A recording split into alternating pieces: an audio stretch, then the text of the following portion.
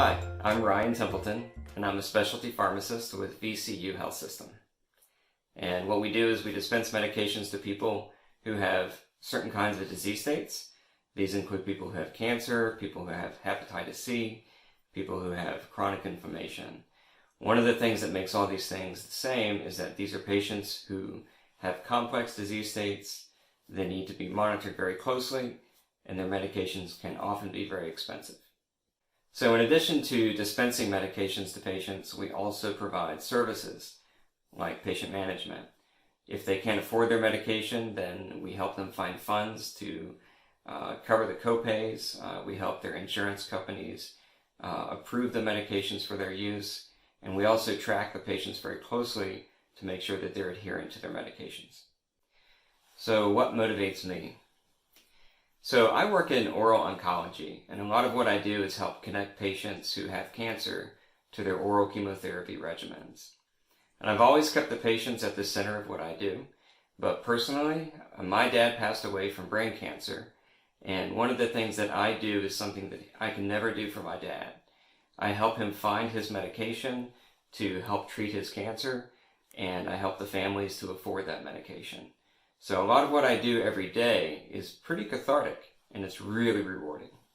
So before I was a pharmacist, I was a teacher, and I taught high school for 11 years, and I was also director of a summer enrichment program.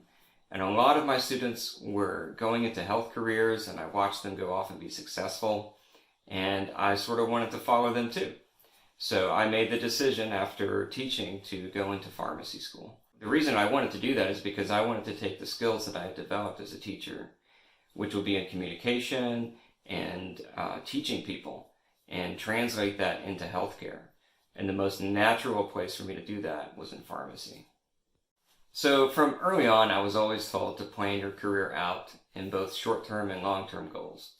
So when I was a teacher transitioning to be a pharmacist, I had to make some decisions about what I was going to do first. Those were my short-term goals.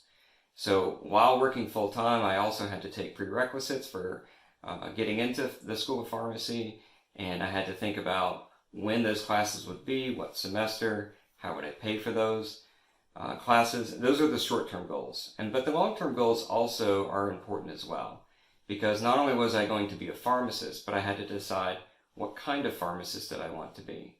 Did I want to work in a retail setting? Did I want to work in a hospital? So a lot of the broader decisions that you're making have to be influenced by those short-term decisions. And so if I wanted to work in the community in retail, then I needed to make sure that I got those kinds of experiences, both outside of school, but also in school when I volunteered at certain events. So it's important to think about where you want to end up, but make sure you're taking those smaller steps to make getting there a lot easier.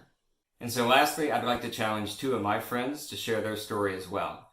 The first one is Jason Kramer, who started out like me in education and went his own path as well. And the second is Marty Wood, who made his own business by being a DJ. So get working, guys.